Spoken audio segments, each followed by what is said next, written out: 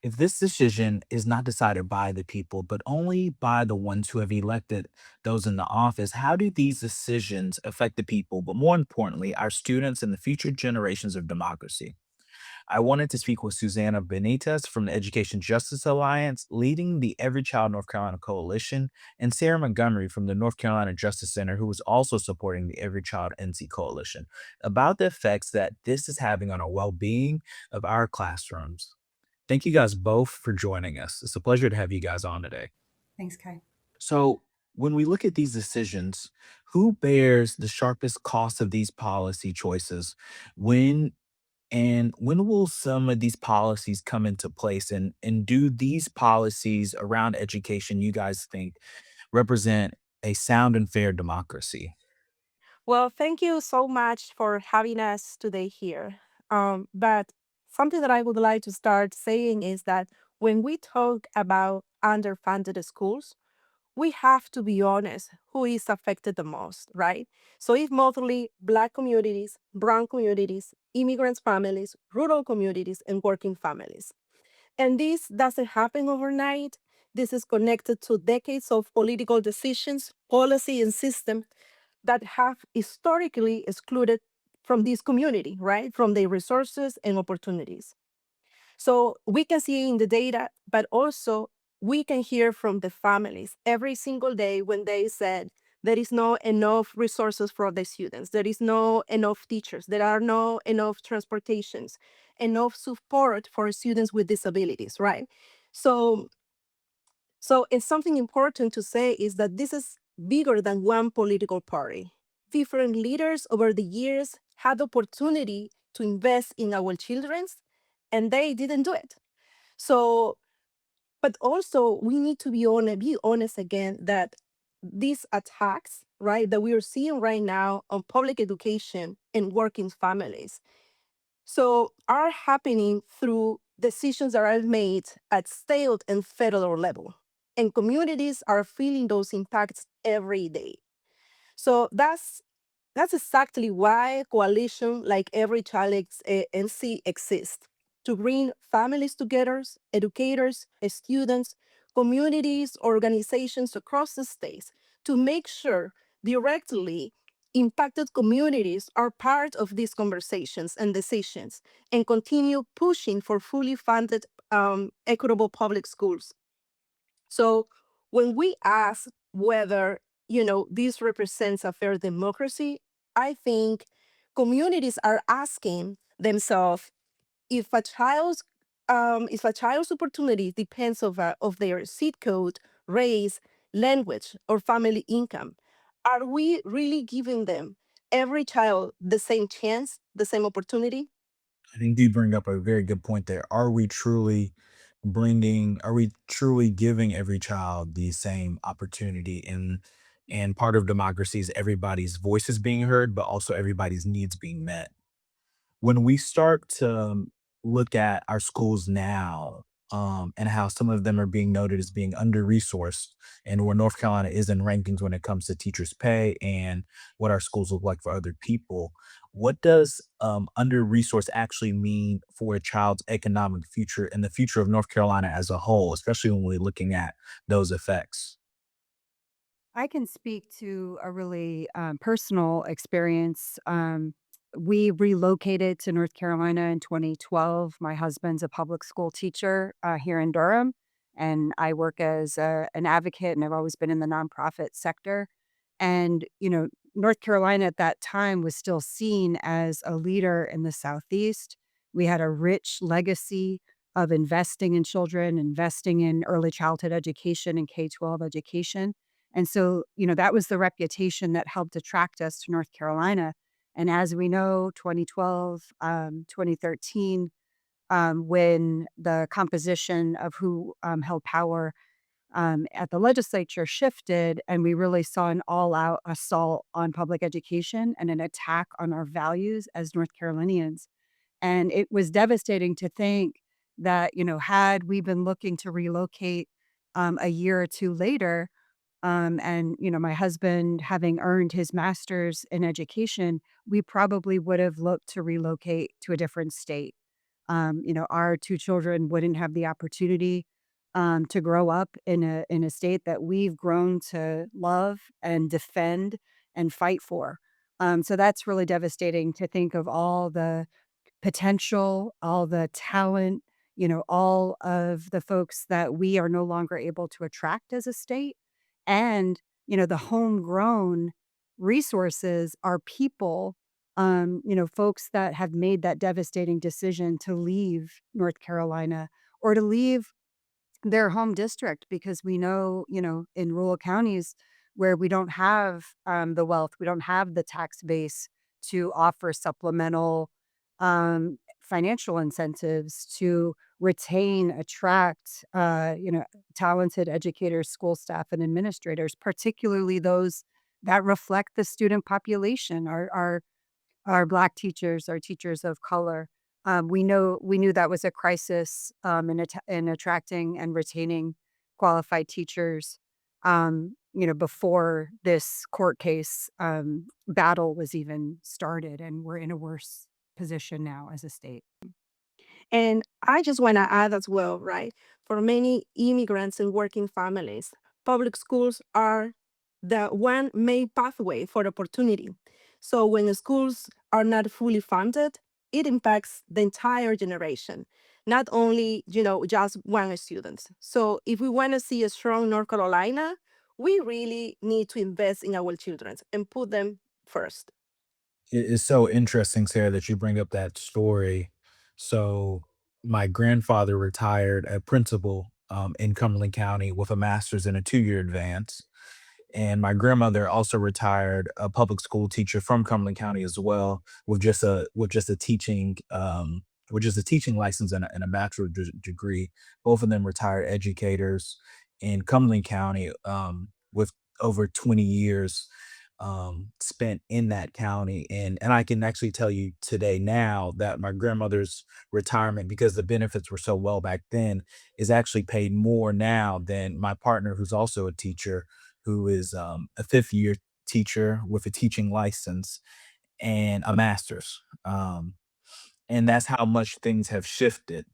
My grandmother currently, she's a very well, she's a great plan with the state, because that's how the benefits were when she signed to become a teacher and give her life to so much years of service in public schools. When we start to talk about Cumberland County, I think the thing that comes to mind for all of us is Leandro. And currently, Leandro is dismissed, but the issue itself will continue in the courts. Where does that leave advocates, educators, and communities who have been fighting for a sound, basic education for decades? We are discouraged. We're disappointed in the April case dismissal, but we are not deterred.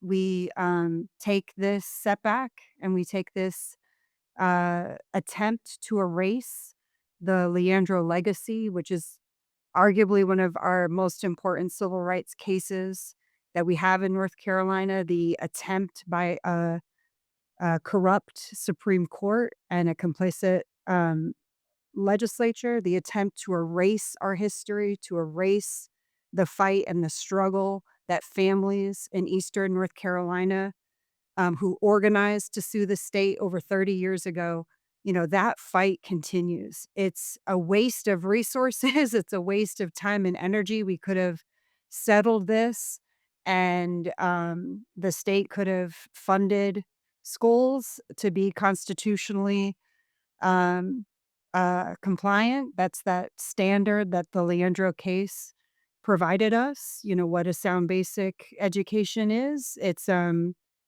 quality, well-resourced education for every child. But Leandro, make no mistake, is about equity. Leandro is about remedying the harms of systemic oppression, the long history we have in this state of picking and choosing the children that we think are worth investing public dollars in.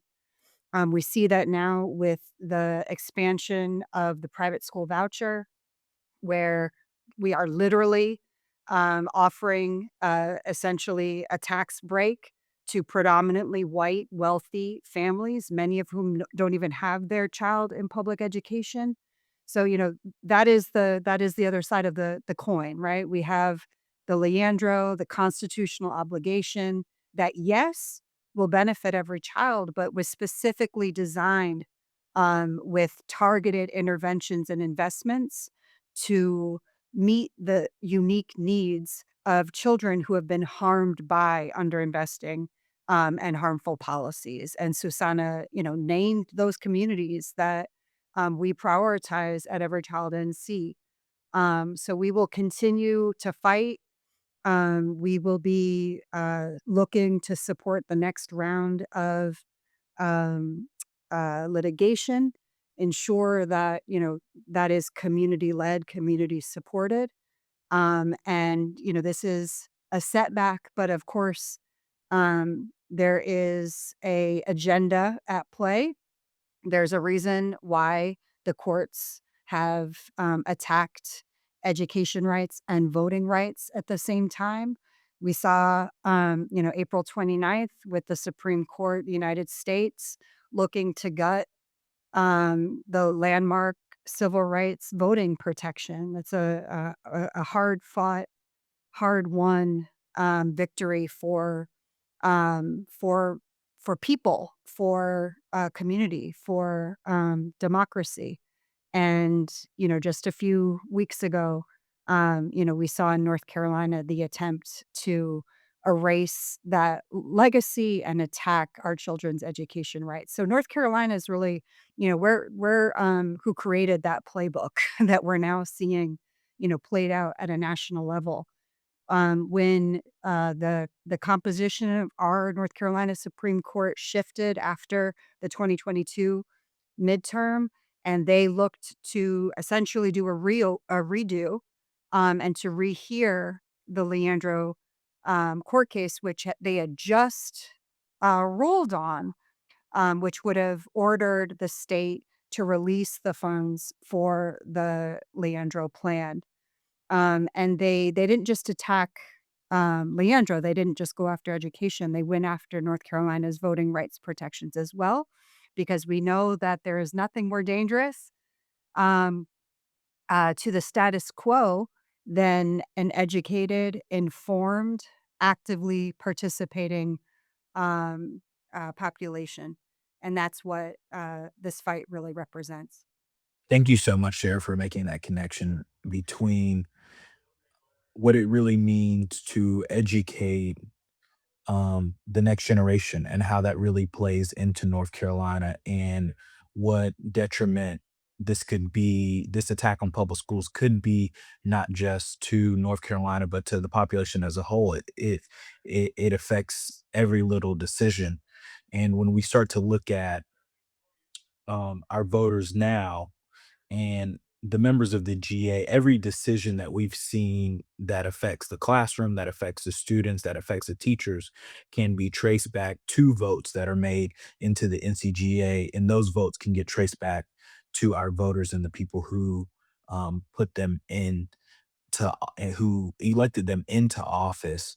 What would you say to people who are casting ballots this fall and in the future when it comes to letting their voice be heard, especially when it comes to the effects of education and the public schools around them and the schools that their children and their local teachers will be in? We're not just talking about schools here. I think a lot of times we need to actually understand that we're talking about communities, and that's where schools fit into our neighborhoods. They're epic centers for community and for people to come and to really pour in. So, what does voting mean this year and future years when it comes to access to public education?